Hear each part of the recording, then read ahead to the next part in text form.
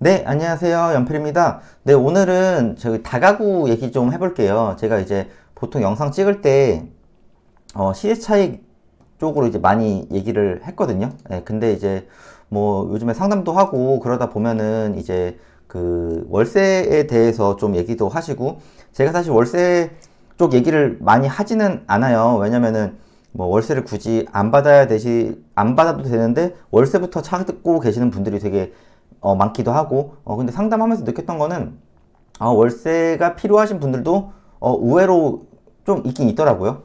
보통 이제, 어, 나이가 조금 있으셔서 이제 은퇴할 나이가 되실 분들, 그리고 좀 건강 문제, 이런 분들은 월세를 받긴 받아야 되거든요. 그래서 저는 개인적으로, 조금 추천드리는 것 중에 하나가 이제 이제 다가구?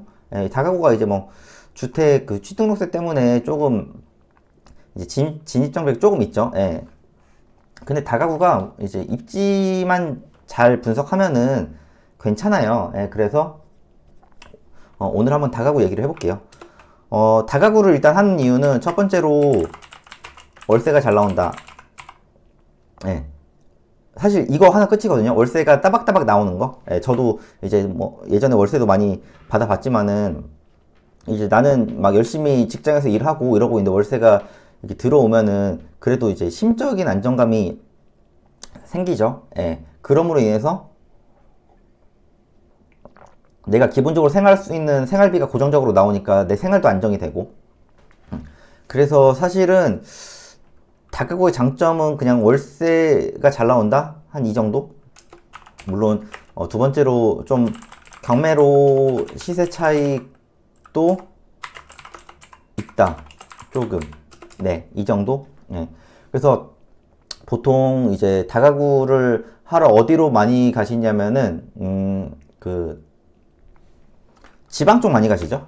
요즘에는 이제 지방 쪽 많이 가세요. 왜냐면은 이제 그 수도권 같은 데는 매가도 조금 있고, 그 다음에 수익률로 봤을 때는 월세 수익률 자체로 봤을 때는 조금 떨어지거든요. 지방보다는. 예. 그래서 지방 가는데 지방 장점이 월세 수익률이 높다. 그런데 시세 차익이 낮다. 근데 이제 수도권은 특히 서울 월세 수익률이 낮다. 그런데 시세 차익이 높다. 네. 그래서 저는 개인적으로 좀, 솔직히 말씀드리면은, 그래도 조금, 일을 조금 하시거나, 내가 건강하면은, 뭐, 건강관리도 평소에 해야 되지만은, 그러면은 저는 그냥, 그래도 서울 쪽으로 가서 월세를 조금 덜 받더라도, 시세 차익 쪽으로 가는 걸 추천드려요. 그리고, 서울 쪽이나 수도권 쪽이 그래도 이제 지방 쪽보다는 팔 수 있는 확률은 높긴 높거든요. 물론 이제 지방도 잘 팔려요. 예, 잘 팔리는데 확률적으로 말씀드리는 거예요. 확률적으로. 예. 왜냐면은 어찌됐든 인구도 많고 사고 싶은 사람도 많고 그거는 어쩔 수 없는 팩트거든요. 그리고 이제 직장생활 막 직장생활 한 20년, 30년씩 하시고 은퇴하신 분들은 어찌됐든 월세가 중요해요. 예. 뭐 이제 근로소득으로 아니면 내가 해서 소득이 나올 수 있는 시기는 조금씩 줄어들고 있는 거고, 그래서 이제 얘기하다 보면은 어, 제가 개인적으로 해서 50대 후반, 60대 되시는 분들은 월세 쪽을 추천드려요. 그분들 중에서도 오로지 시세 차익을 보시는 분들도 있긴 있어요. 근데 제가 항상 드리고 싶은 말은 지금 나이대에는 월세를 받으셔야지 굳이 시세 차익을 하셔야 될 이유가 있습니까? 라고 제가 항상 물어봐요. 그래서 이것도 뭐 연령대라든가 상황에 따라 좀 다르긴 한데 어찌됐든 월세 받기의 상품에는 제가 볼 때는 다가구가 괜찮다. 이렇게 말씀드리고 이제 다가구 같은 거 경매물건 보시면은 이제 검색에서 진행물건 보시고 물건 종류를 이제 다가구로 봐서 지금 검색만 해도 지금 진행되는 물건이 한 160개 정도 돼요. 여기서 서울도 있고 충청도도 있고 뭐 영등 뭐 구미도 있고 이제 울산 중구 그다음에 이제 뭐 거제도 이런 데도 많이 나오거든요. 근데 이제 제가 말씀드리고 싶은 거 중에 하나가 월세를 꾸준히 안정적으로 받는 게 중요하거든요. 예. 그러면은 제 기준에서는 일단은 너무 한쪽에 치우친 수요를 안 하는 게 좋다라고 얘기해요. 예를 들어 이제 경매 많이 나오는 게 거제도랑 구미거든요. 이제 보신 분들 아실 거예요. 예, 그래서 거제도랑 구미가 많이 나오는 이유가 일단 그 특정 일자리 수요에 너무 치우쳐져 있었고, 그리고 거의 다 원룸이에요. 예, 그러다 보니까 하나가 딱 망가지니까 그쪽 수요가 완전히 망가진 거죠. 그래서 예를 들어서 서울로 기준으로 말씀드리면은 뭐 관악구 뭐 신림이나 서울대 입구 쪽, 예, 이쪽 인근은 서울대 학생들도 있고, 그리고 강남으로 출퇴근하는 직장인들도 있죠. 예, 그래서 저희 고모도 이제 그 서울대 입구 쪽에서 월세를 받고 계시는데, 제가 항상 물어봐요. 세입자 누가 들어왔어요? 그러면은 어떤 때는 학생이 들어오기도 하고, 어떤 때는 이제 사회 초년생도 들어오기도 하고, 왜냐면은 강남 쪽은 월세가 너무 비싸니까, 이제 그나마 제일 만만한 게 이제 관악구 쪽이란 말이에요. 이건 예전부터 계속 그랬거든요. 그러다 보니까 이제 수요가 어느 정도 믹스되어 있는 거죠. 그래서 예를 들어 코로나 발생했을 때 대학교와 원룸촌이 완전히 초토화가 됐어요. 왜냐면 이제 학교가 운영을 안 하잖아요. 학교가 운영을 안 하고 비대면으로 하니까 학생들도 이제 학교를 안 오고, 그럼 지방에 있는 학생들도 비대면으로 하니까 기본적인 수업 듣고 뭐 시험 보거나 이때만 잠깐 오고, 예. 그러니까 굳이 학교 앞에 있는 원룸을 살 이유가 없어졌던 거죠. 예. 그래서 저는 이게 너무 학교라든가 너무 한쪽에 쏠린 곳 있죠. 이런 곳에 하는 곳은 저는 조금 추천하진 않아요. 그래서 좀 예를 들어 뭐 병원이 있으면은 뭐 큰 병원 있죠. 그러면 큰 병원들 뭐 간호사라든가 이런 분들 사는 사람도 있고, 근처에 대학교도 있고, 일자리도 있고, 이렇게 좀 그 세입자 수요가 좀 믹스되어 있는 수요. 예. 어느 지역이든지 뭐 서울이든 수도권이든 지방이든, 예. 좀 그렇게 믹스되어 있는 데를 하는 것을 저는 추천드려요. 그리고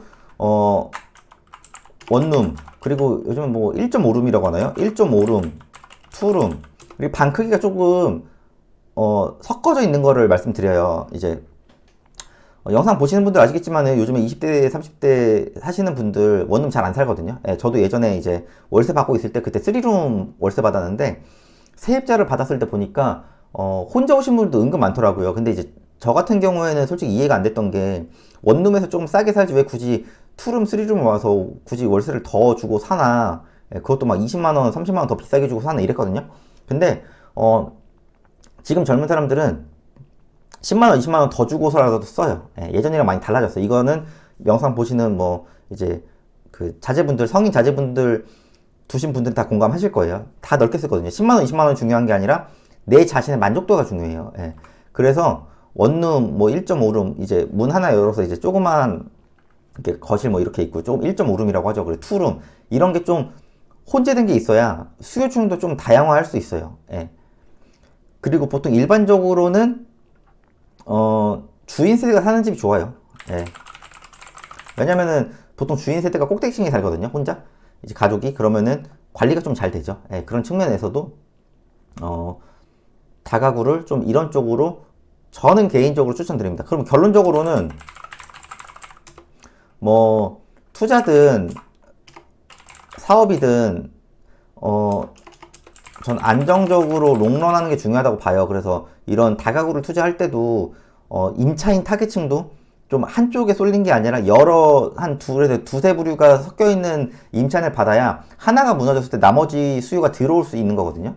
근데 그냥 그런 분들 많으실 거예요. 이제 노년에 대학교 원룸 얻어가지고 이제 월세 따박따박 들어오는 거 한번 해보자 이랬다가 코로나 터지고 나서 그 대학가 월세가 엄청 나왔거든요. 대학가 원룸 경매가 엄청 나왔어요. 예.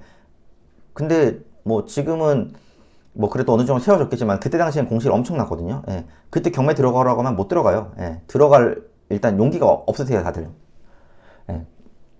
그래서 사업도 마찬가지예요. 저도 이제 뭐 코로나 전부터 계속 사업을 했지만은, 저는 코로나 전이나 코로나 터져서 심각할 때나 지금이나 오히려 코로나가 터지고 나서 더 번 것 같아요. 예. 그러니까 뭐 부동산도 있었고 사업이 있었고, 근데 이제 부동산도 그렇고, 저는 사업 뭐 제가 가르치는 것도 있지만은, 그런 제가 하고 있는 뭐 에어비앤비라든가 온라인 쇼핑몰이라든가 이런 거는 저는 꾸준히 이제 우상향 하고 있거든요. 코로나랑 상관없이.